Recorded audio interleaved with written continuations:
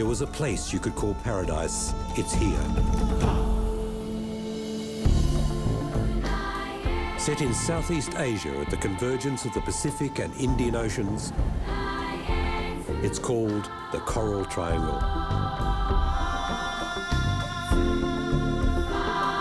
And it's the Eden of oceans. The gene pool of much of the world's tropical marine life. Yet we know very little about it.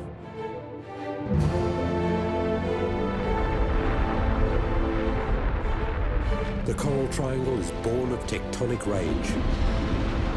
From the peak of the volcano to the bottom of the sea, it's a dynamic crucible of geoevolution. Already, scientists have recorded 3/4 of the world's known coral species and well over 2,000 different reef fish here.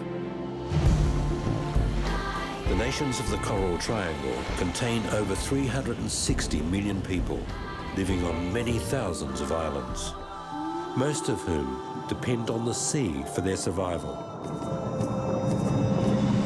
But how did the Coral Triangle come to be? We are sailing into the heart of this newly identified wonder of the natural world. To explore the most diverse marine environment on Earth. And to discover why it holds the key to the future of much of the world's ocean life.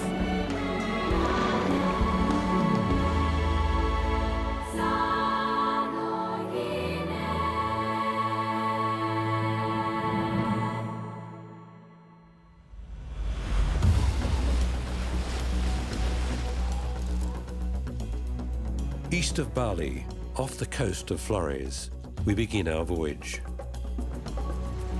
Our vessel is modelled on a classic Indonesian wooden ship, the Bugis Prau. But it's equipped with state-of-the-art diving technology. Our voyage will take us through Indonesia to Malaysia and the Philippines. We will discover how the Coral Triangle was created, how the ocean currents feed it, the amazing variety of marine life, and the challenging future of the people who live in paradise.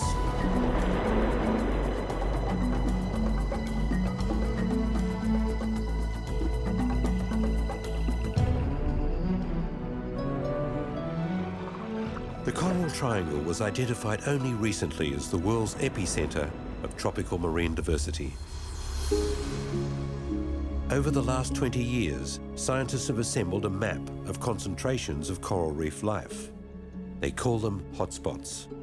What emerged is a picture of a cradle of marine life covering 6 million square kilometres and embracing 6 countries: Malaysia, the Philippines, Indonesia, Papua New Guinea, Timor-Leste, and the Solomon Islands. They named it the Coral Triangle. How did it become such a rich reserve of marine life? Is it in fact the mother of all tropical reefs, as some scientists believe, populating the rest with its progeny? The Bishop Museum of the University of Hawaii has sent a team of deep diving scientists to get to the bottom of the mystery of why the Coral Triangle is so prolific. They are led by ichthyologist Dr. Richard Pyle. Most of our deep diving so far before this trip has been in the Pacific, where you might find maybe 500 species of coral reef fishes up shallow. Here in the Coral Triangle, it's more like 2,500 species, 5 times as many species. So because this is our first time ever to dive deep in the Coral Triangle region, we're excited to see, are there going to be 5 times as many deep reef fishes?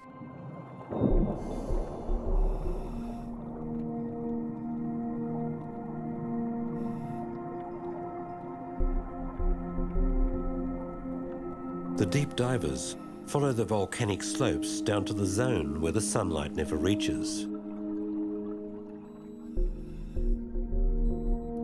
They begin their search for new species of reef fish, which may reveal what is different about the Coral Triangle.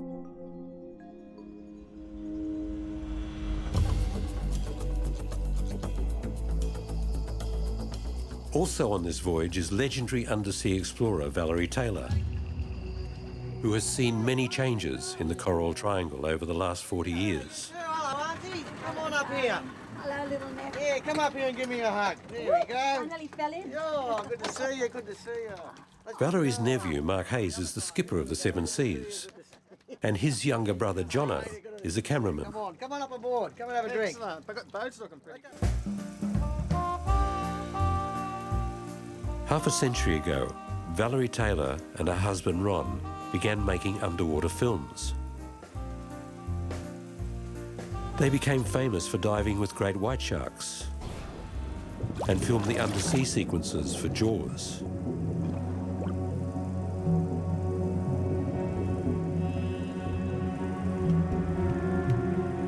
It was people's reactions to Jaws that saw the Taylors become world leaders in shark conservation.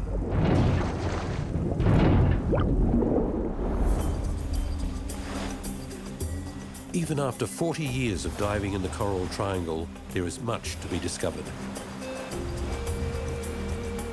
And Valerie wants to explore its extraordinary treasures with local marine biologist Naneng Setiasi. My dad is a professor for art and culture. When I was in high school and asked, Dad, what should I be? And my dad said something like, Indonesia is the big islands country in the world. Count how many people thinking and managing the sea. And that's actually when I decided I want to work on marine because nobody doing it in Indonesia. Oh my God, I want to cry. Oh, don't cry. I'm so proud of it.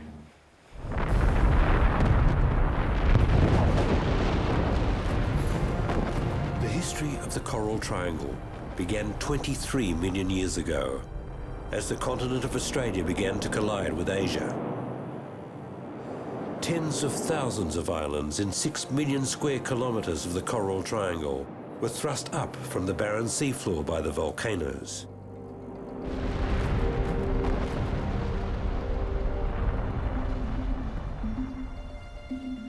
Nobody knows the power of this region as well as Lawrence Blair. He's lived in Indonesia for 30 years and travelled the Ring of Fire as an anthropologist. Indonesia is one of the most eruptive nations on Earth, with some 34% of the world's active volcanoes. This is Kumba here. It's one of a whole arc of volcanoes that circle around beneath us here, some 30 other volcanoes in the local neighbourhood, which mirror the arc of impact deep beneath us. Well, this is about as close as you want to get. In fact, it's a little closer than you really want to get to an erupting volcano, even though it's only going off periodically, but not reliably. You see, you've got this pumice ash. But it's certainly worth being this close every so often.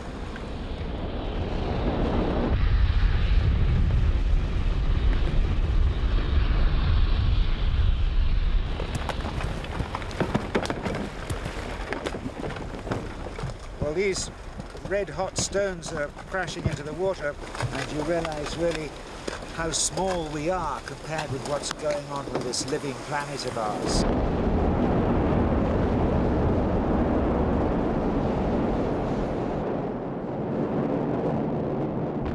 You can never be quite sure what they're going to throw out as well. Sometimes it's burning missiles as big as a Volkswagen or a bus. It certainly has a sense of vulnerability here.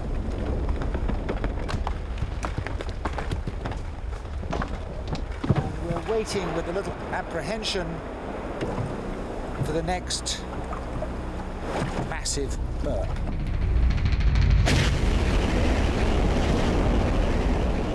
It's a mighty ominous sound that it makes. It really seems as if it comes from the throat of an enormous dragon down there.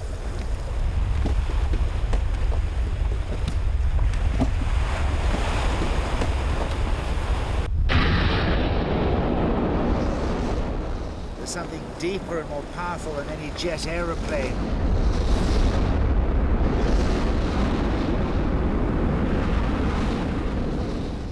Get out of there, boys. There's flying rocks in the sky.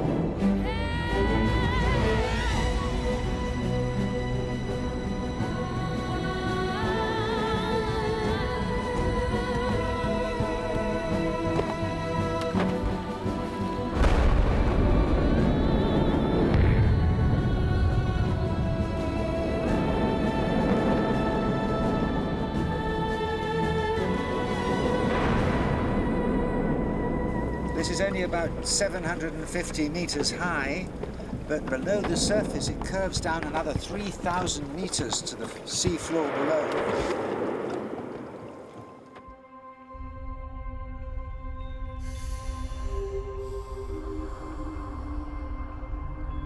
At the bottom of the sea, the tectonic activity continues to pump superheated fluids through the hydrothermal vents.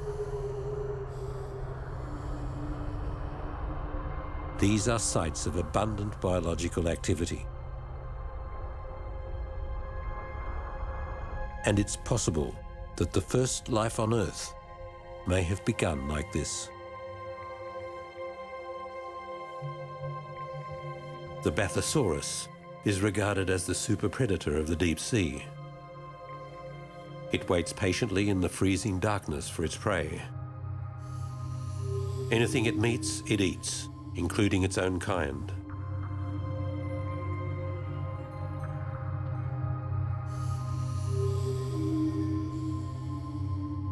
The lights reveal a pelagic holotherium dancing alone in the darkness, nearly 3,000 meters down.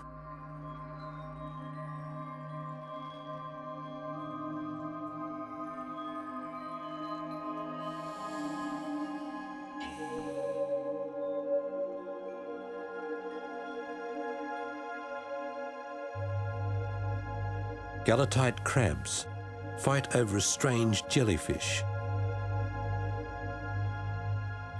The largest crabs take the lion's share, while the smallest wait their turn at the feast. A lone whip coral finds a precarious purchase on the volcanic rock.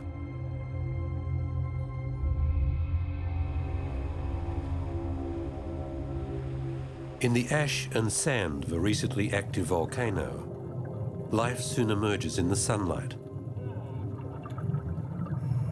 just as it has for millions of years. Some of the first to reappear here are the garden eels. Flexing their muscles, they rise out of their burrows in unison.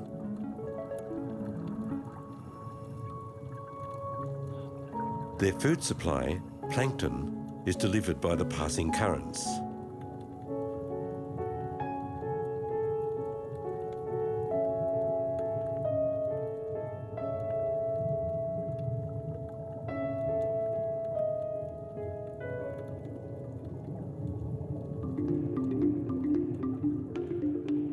These trevallies are hoping to flush crustaceans out of the volcanic till. But pickings are slim.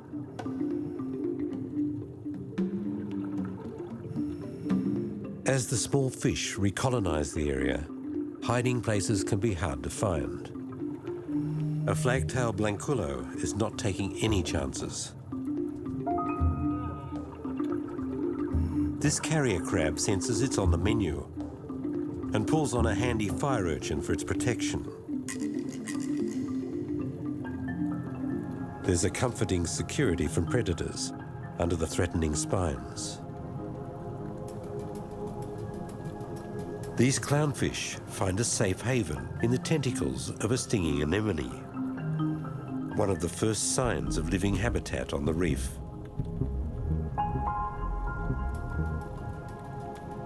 The Randall shrimp goby shares the safety of a burrow with a shrimp. The little crustacean is almost blind, and it relies on the seeing eyes of its goby companion, one of its antennae never leaving the goby's side.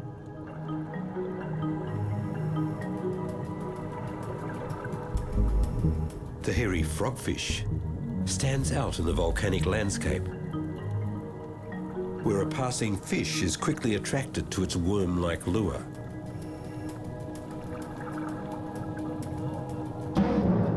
In an instant, it's all over.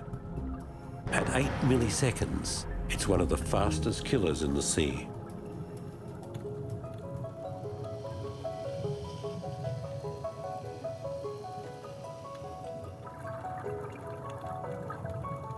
Here in the Coral Triangle, the recovery is vigorous.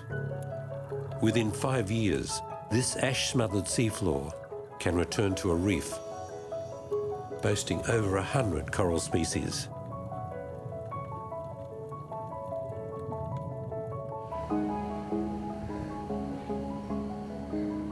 It's the sheer mass of thousands and thousands of islands spread across the coral triangle that creates the perfect shallow water habitat for corals to flourish. And it's the coral reefs around these islands that gave the coral triangle its rich diversity.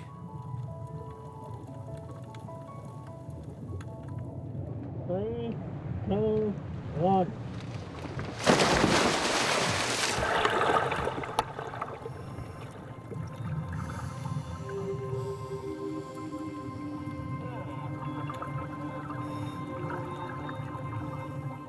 Heading down, the scientists will get close to the deep history of the reef. The fish that live in the cooler waters are less affected by extinction events and shed a light on what happened in the past.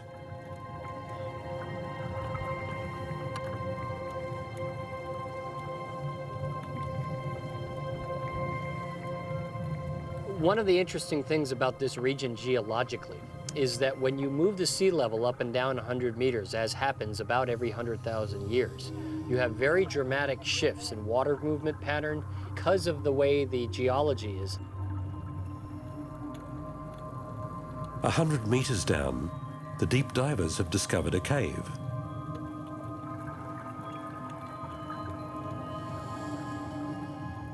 "10,000 years ago, during the last ice age, the sea level was down here, and this was prime beachfront land.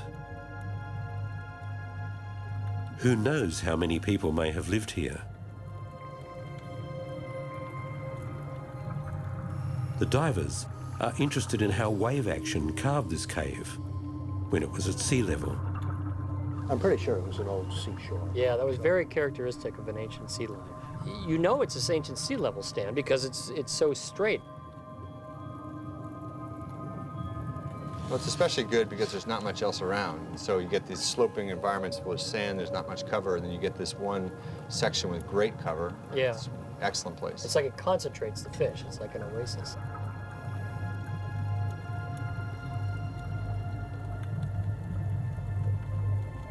So one of the things that is kind of interesting is that we're actually finding fewer new species than we'd expect. We're somewhat surprised to find there isn't higher diversity down deep. We're finding about the same diversity of species down at 100 meters that we find out in the Pacific, in contrast to the shallows, where there's 5 times as many species as there is in the Pacific.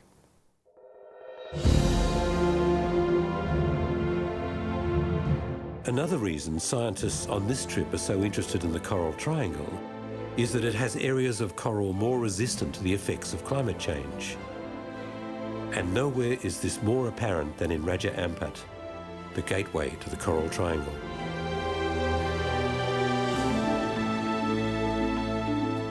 It stands at the western tip of New Guinea Island, where the Pacific and the Indian Oceans collide.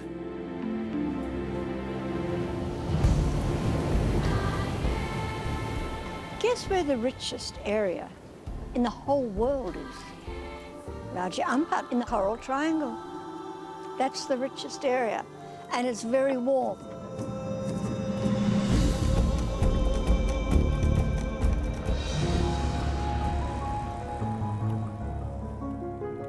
In a world concerned with climate change, here is a beacon of hope.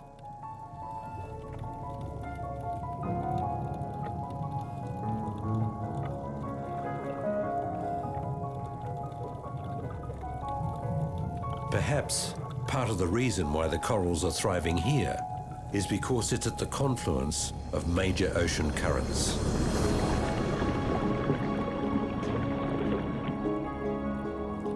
Here at Raja Ampat, sea temperatures can range as much as 13 degrees Celsius in a day. The convergence of 2 oceans creates cool upwellings, which flush the entire ecosystem upwellings come from very deep water, and they're extremely nutrient rich. The availability of food also makes the Coral Triangle into a central meeting point for marine creatures. This is the very womb of the Coral Triangle, where the global roamers regularly converge, refuel and breed as they pass between the Pacific and Indian Oceans.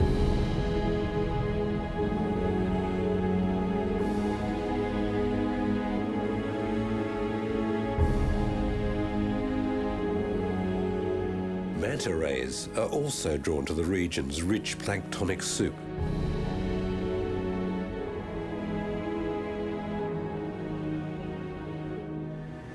For the last 10 years, Nanning's research has concentrated on the effects of climate change. Exciting to see what's underneath it.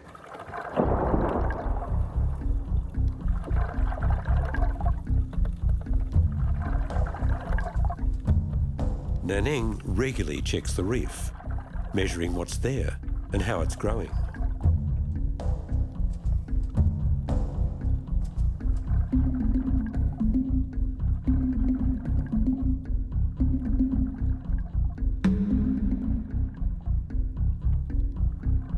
If there are any effects from climate change over time, this is where she will find them.